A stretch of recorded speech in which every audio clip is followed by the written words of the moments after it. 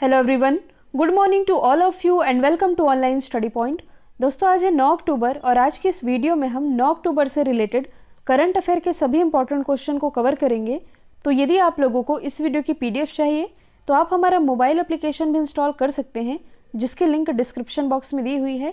इसमें आप लोगों को डेली क्विज, फ्री पीडीएफ और प्रतिदिन के करंट अफेयर का ऑडियो भी मिल सकेगा, जो कि मात्र 5 मिनट का होगा। और यदि आप चैनल पर नए हैं तो चैनल को सब्सक्राइब कर लीजिए, साथ ही बेल आइकन दबाना बिल्कुल मत भूलिएगा, ताकि आप लोगों को हमारे सभी वीडियो की नोटिफिकेशन सबसे पहले मिल सके।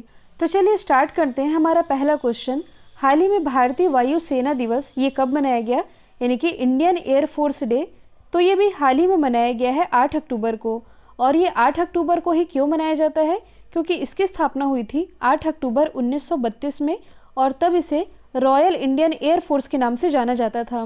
1950 में इसका नाम बदलकर किया गया इंडियन एयरफोर्स, और इसलिए 8 अक्टूबर को हम मनाते हैं इंडियन एयरफोर्स डे के रूप में।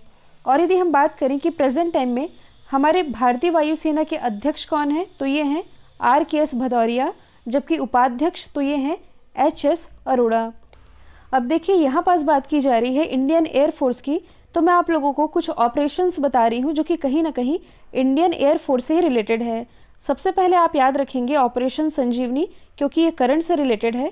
ऑपरेशन संजीवनी के माध्यम से जो इंडियन एयरफोर्स है, इसने मालदीव को मेडिकल सहायता भेजी थी। इसके बाद यदि हम बात करें ऑपरेशन बंदर की, ऑपरेशन बंदर का नाम भी आप लोगों ने ज़रूर सुना होगा। आप सभी जानते हैं, भारत में जब पुलवामा अटैक हुआ था तो उसके अगेंस्ट भारत के द्वारा किया गया था बालाकोट में हमला, और जब बालाकोट में हमला किया गया था तो उसे नाम दिया गया था ऑपरेशन बंदर। फिर तीसरा ऑपरेशन आप याद रखेंगे ऑपरेशन मैत्री, ये भी इंडियन एयरफोर्स से ही रिलेटेड है। और ये किसके लिए चर्चे में आया था, देखिए नेपाल में जब अर्थक्वेक आया था 2015 में, तब इंडियन एयरफोर्स के द्वारा नेपाल को सहायता देने के लिए ऑपरेशन मैत्री ये शुरू किया गया था। तो ये सभी आप याद रखेंगे। अब यदि हम अदर ऑप्शन को डिस्कस करें तो 2 अक्टूबर को मनाया गया है अंतर्राष्ट्रीय अहिंसा दिवस। इसके बाद 4 अक्टूबर को बनाया गया है विश्व पशु कल्याण दिवस, यानी कि वर्ल्ड एनिमल वेलफेयर डे। 5 अक्टूबर को मनाया गया है इंटरनेशनल टीचर्स डे, जबकि भारत में जो नेशनल टीचर्स डे है ये मनाया जाता है 5 सितंबर को।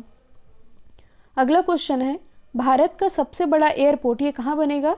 तो देखिए, इसकी घोषणा तो बहुत पहले ही की जा चुकी थी, लेकिन अब ये बनना शुरू हो चुका है। ये बनने जा रहा है नोएडा में। और देखिए, ये भारत के साथ साथ एशिया का सबसे बड़ा एयरपोर्ट होगा, और इसका नाम क्या होगा, जेवर इंटरनेशनल एयरपोर्ट। और इसके लिए लगभग 29,500 करोड़ रुपए का खर्च आएगा। और ख़ास बात यह है कि ये जो एयरपोर्ट होगा ये पूरी तरह से डिजिटल होगा, और यही बनाया जा रहा है नोएडा में। अच्छा, बात की जा रही है नोएडा की, तो आप एक और चीज़ रिलेट कर सकते हैं। 2018 की बात है, नोएडा के सेक्टर 81 में विश्व का सबसे बड़ा सैमसंग कारखाना स्थापित किया गया है। तो ये भी आप याद रखेंगे। नेक्स्ट है, हाल ही में किस राज्य की सरकार ने ग्रामीण इलाकों के लिए डिजिटल सेवा सेतु कार्यक्रम की शुरुआत की है। तो इसकी शुरुआत अभी हाल ही में की गई है गुजरात गवर्नमेंट के द्वारा। अब ये है क्या, तो देखिए, इस कार्यक्रम के अंतर्गत जो नागरिक है ये पंचायत लेवल पर भी सभी लोक कल्याण सेवाओं का फ़ायदा उठा सकेंगे। आप लोगों ने भारत नेट परियोजना के बारे में ज़रूर सुना होगा, भारत नेट परियोजना। तो देखिए, ये जो डिजिटल सेवा सेतु कार्यक्रम है ये इसी भारत नेट परियोजना का ही हिस्सा है, मतलब कि इसी के तर्ज पर शुरू किया जा रहा है, जो फाइबर नेटवर्क के थ्रू ग्राम पंचायतों को भी जोड़ने का काम करेगा। तो अब हम जान लेते हैं गुजरात के बारे में। गुजरात की राजधानी तो ये है गांधीनगर, और गांधीनगर ये निर्वाचन क्षेत्र है गृह मंत्री अमित शाह जी का। मुख्यमंत्री है विजय रूपाणी, राज्यपाल तो ये हैं आचार्य देवव्रत, और गुजरात उच्च न्यायालय के मुख्य न्यायाधीश तो ये है जस्टिस विक्रम नाथ। इम्पॉर्टेंट नेशनल पार्क की यदि बात की जाए तो वंसदा, ब्लैक बक, मरीन, ये सभी नेशनल पार्क स्थित है गुजरात में ही। आप और क्या रिलेट कर सकते हैं, तो देखिए, गुजरात के ही नर्मदा जिले में केवड़िया कॉलोनी में विश्व की सबसे ऊंची स्टैच्यू, यानी कि स्टैच्यू ऑफ यूनिटी, ये स्थापित की गई है, जिसकी ऊंचाई है 182 मीटर। यहाँ पास ध्यान देने वाली बात यह है कि सरदार पटेल की सबसे ऊंची प्रतिमा ये तो यही है, जिसकी ऊंचाई है 182 मीटर। सरदार पटेल की ही दूसरी सबसे ऊंची प्रतिमा ये स्थापित की गई है गुजरात के ही अहमदाबाद ज़िले में। लेकिन इन दोनों ही मूर्ति के वास्तुकार यानी कि डिज़ाइनर एक ही है, इनका नाम है राम वी सुतार। तो इनका नाम भी आप याद रखेंगे। अब गुजरात से आप और क्या रिलेट कर सकते हैं, तो देखिए कुछ समय पहले ही नीति आयोग के द्वारा जो जल प्रबंधन सूचकांक यानी कि वाटर मैनेजमेंट इंडेक्स जारी किया गया था, इसे टॉप किया था गुजरात ने ही। कौन सा देश 12वें ब्रिक्स शिखर सम्मेलन की अध्यक्षता करेगा, तो इसकी अध्यक्षता करेगा रशिया। और आप सभी जानते हैं कोरोना काल चल रहा है, जिसके कारण ये जो समिट है ये वर्चुअली आयोजित की जाएगी। यहाँ पर जो टर्म लिखा है ब्रिक्स, ये 5 देशों का एक संगठन है, ब्राज़ील, रशिया, इंडिया, चाइना और साउथ अफ्रीका। पहले इसका नाम केवल ब्रिक था। 2010 में जब साउथ अफ्रीका इसका मेंबर बना, तब इसे ब्रिक्स के नाम से जाने जाने लगा। अब यदि हम बात करें कि इसका सीक्वेंस क्या रहता है होस्ट करने का, तो देखिए पिछले वर्ष होस्ट किया था ब्राज़ील ने, इस वर्ष होस्ट कर रहा है रशिया और अगले वर्ष होस्ट करेगा इंडिया। मतलब कि जिस हिसाब से अल्फ़ाबेटिकल ऑर्डर में ये लिखा हुआ है, सेम उसी ऑर्डर में इसे होस्ट भी किया जाता है। तो इस वर्ष कौन होस्ट करेगा? रशिया। सबसे पहले आप मैप में देख सकते हैं रशिया की लोकेशन। रशिया की कैपिटल क्या है, तो ये है मॉस्को, करेंसी है रूबल, यहाँ के प्रेसिडेंट तो ये है व्लादिमीर पुतिन। हाल ही में यहाँ के नए प्राइम मिनिस्टर बनाए गए हैं, इनका नाम है मिखाइल मिशुस्टिन। भारत और रशिया के बीच में 2 एक्सरसाइज होती है, एक है इंद्रा, दूसरी है एविया इंद्रा एक्सरसाइज। यदि आप जियोग्राफी वाले पोर्शन को रिलेट करेंगे तो देखिए मैंने आप लोगों को बताया है कि केवल ऐसी 2 ही कंट्रीज़ हैं जो कि यूरोप महाद्वीप में भी स्थित हैं और एशिया महाद्वीप में भी स्थित हैं। एक तो है रशिया, दूसरी है तुर्की। तो देखिए तुर्की का जो एशिया वाला पार्ट है ये कहलाता है अनातोलिया, और वो वाला हिस्सा जो यूरोप से लगता है ये कहलाता है थ्रेस। तो देखिए जो एशिया वाला तुर्की है और यूरोप वाला तुर्की है, इन दोनों के बीच में एक स्ट्रेट है जिसका नाम है बॉस्पोरस स्ट्रेट। ये मोस्ट इंपॉर्टेंट है, इसलिए ये आप ज़रूर याद रखेंगे। इसके अलावा विश्व का पहला तैरता हुआ परमाणु रिएक्टर ये रशिया के द्वारा ही लॉन्च किया गया है, जिसका नाम है एकेडेमिक लोमोनोसोव। तो इसका नाम भी आप याद रखेंगे। नेक्स्ट है, हाल ही में किस राज्य की सरकार ने प्रगतिशील किसान सम्मान योजना की शुरुआत की है, तो इसकी शुरुआत अभी हाल ही में की गई है हरियाणा गवर्नमेंट के द्वारा। और ये जो योजना है प्रगतिशील किसान सम्मान योजना, इसका पर्पस क्या है, तो देखिए इस योजना का मुख्य उद्देश्य है कि जो भी नई कृषि पद्धतियां हैं उनके माध्यम से कृषि उत्पादन को बढ़ावा दिया जा सके। और जब कृषि उत्पादन को बढ़ावा मिलेगा तो जो किसानों की आय है वो भी बढ़ेगी और उनकी आर्थिक स्थिति मजबूत बन सकेगी। इसी पर्पस से इस योजना की शुरुआत की है हरियाणा गवर्नमेंट ने। तो सबसे पहले आप मैप में देख सकते हैं हरियाणा की लोकेशन। यदि हम बात करें हरियाणा की तो राजधानी है चंडीगढ़। पंजाब और हरियाणा दोनों की ही राजधानी चंडीगढ़ है, जो कि भारत का पहला केरोसिन मुक्त शहर है। जबकि भारत का पहला केरोसिन मुक्त जिला तो ये है गुजरात का गांधीनगर। यहाँ इम्पॉर्टेंट नेशनल पार्क की यदि बात की जाए तो 2 ही प्रमुख नेशनल पार्क हैं जो कि हरियाणा में स्थित है, सुल्तानपुर और कलेश्वर नेशनल पार्क। इसके अलावा हरियाली को बढ़ावा देने के लिए यानी कि ग्रीनरी को बढ़ावा देने के लिए हरियाणा गवर्नमेंट के द्वारा कुछ समय पहले ही पौधागिरी अभियान की भी शुरुआत की गई थी। नेक्स्ट है, केमिस्ट्री में नोबेल पुरस्कार 2020 ये किसे दिया जाएगा, तो देखिए परसों हमने डिस्कस किया था मेडिकल के क्षेत्र में नोबेल प्राइज़ की, कल हमने डिस्कस किया फिजिक्स के क्षेत्र में नोबेल प्राइज़ की, और आज हम डिस्कस करेंगे कि केमिस्ट्री के क्षेत्र में नोबेल प्राइज़ 2020 ये किसे दिया गया है। तो ये दिया गया है इमैनुअल चार्पियर और जेनिफर ए डोडोना को, यानी कि इन दोनों को ही ये अवार्ड दिया जाएगा। सबसे पहले यदि हम बात करें कि इन्हें अवार्ड क्यों दिया जाएगा, तो देखिए जो जीनोम है, जीनोम एडिटिंग की नई पद्धतियां खोजने के लिए इन्हें सम्मानित किया जाएगा नोबेल पुरस्कार 2020 से, यानी कि केमिस्ट्री के क्षेत्र में नोबेल पुरस्कार 2020 से। देखिए ये जो नोबेल पुरस्कार है ये महान वैज्ञानिक अल्फ्रेड नोबेल के नाम पर दिया जाता है, जिन्होंने खोज की थी डायनामाइट की। और ये जो नोबेल पुरस्कार है ये कुल 6 कैटेगरी में दिए जाते हैं, physics, chemistry, medical, literature, peace और इकोनॉमिक। इन 6 फील्ड में नोबेल पुरस्कार प्रदान किए जाते हैं। लेकिन ध्यान देने वाली बात यह है कि एक फील्ड में अधिकतम 3 लोगों को ही ये अवार्ड मिल सकता है। यदि हम बात करें कि ऐसे पहले भारतीय जिन्हें नोबेल पुरस्कार से सम्मानित किया गया था, तो ये सम्मानित किए गए थे रविंद्रनाथ टैगोर जी, इनकी रचना गीतांजलि के लिए। तो ये भी आप याद रखेंगे। नेक्स्ट है discovering the heritage of Assam किताब, ये किसने लिखी है? तो ये भी हाल ही में लिखी गई है पद्मपाणि बोरा के द्वारा। पद्मपाणि बोरा ये है कौन? तो ये 2009 बैच के IRS ऑफिसर हैं।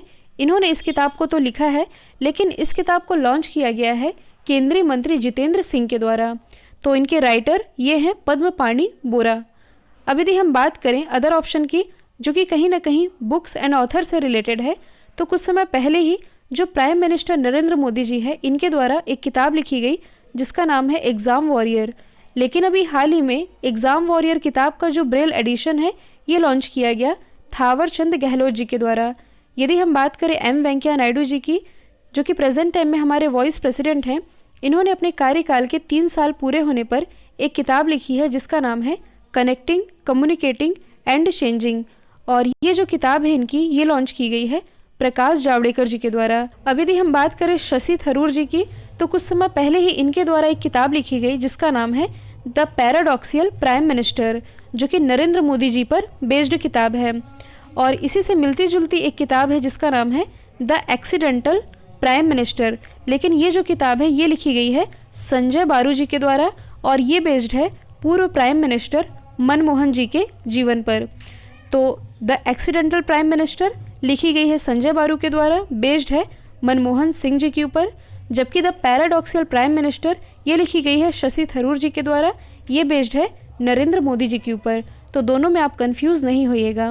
नेक्स्ट है हाल ही में देश की पहली महिला ट्रांसजेंडर पीठासीन अधिकारी, ये कौन बनी है?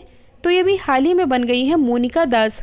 आप सभी जानते हैं बिहार में चुनाव होने हैं, जिसके कारण इन्हें पीठासीन अधिकारी नियुक्त किया गया है, और इनकी नियुक्ति के बाद ये भारत की पहली महिला ट्रांसजेंडर पीठासीन अधिकारी बन गई हैं।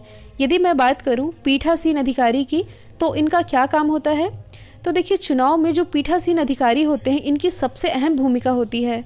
मतलब कि यदि कहा जाए तो बूथ के अंदर जो भी डिसीज़न लेने होते हैं, ये डिसीज़न लेने का अधिकार पीठासीन अधिकारी के पास ही होता है। अच्छा, आप लोग कमेंट में मुझे ये बताइएगा कि ये जो पीठासीन अधिकारी होते हैं इनकी नियुक्ति कौन करता है? तो ये तो बात हुई मोनिका दास की, जो कि भारत की पहली महिला ट्रांसजेंडर पीठासीन अधिकारी बनी है। और यदि हम बात करें अदर ऑप्शन की, जो कि कहीं ना कहीं भारत की पहली महिला से ही रिलेटेड है, तो देखिए कुछ समय पहले ही जो नुपुर कुलश्रेष्ठ है, ये ICG यानी कि इंडियन कोस्ट गार्ड की पहली महिला DIG बनी है। यदि हम बात करें शिवांगी सिंह की, तो आप लोगों ने राफेल विमान के बारे में ज़रूर सुना होगा। राफेल विमान की पहली महिला पायलट ये शिवांगी सिंह बनी है। जबकि दिसंबर 2019 में ही जो संगीता रेड्डी है, ये फिक्की की पहली महिला अध्यक्ष बनाई गई हैं।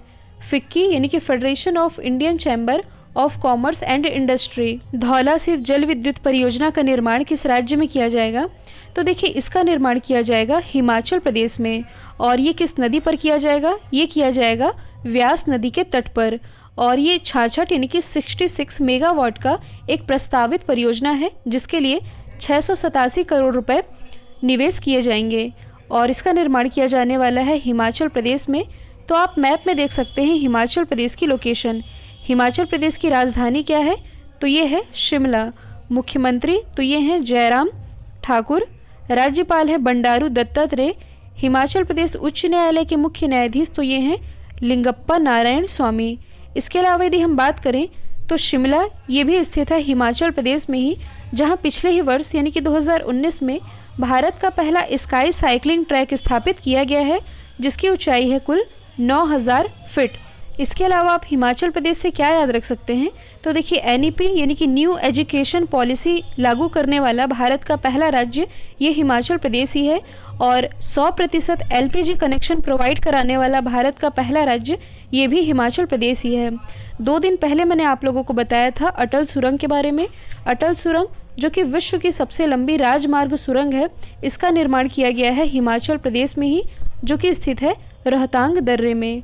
नेक्स्ट है, हाल ही में भारत किस देश के साथ हिंद महासागर वाले एरिया में समुद्री निगरानी उपग्रहों का एक समूह लॉन्च करेगा? तो ये लॉन्च करेगा फ्रांस के साथ मिलकर के।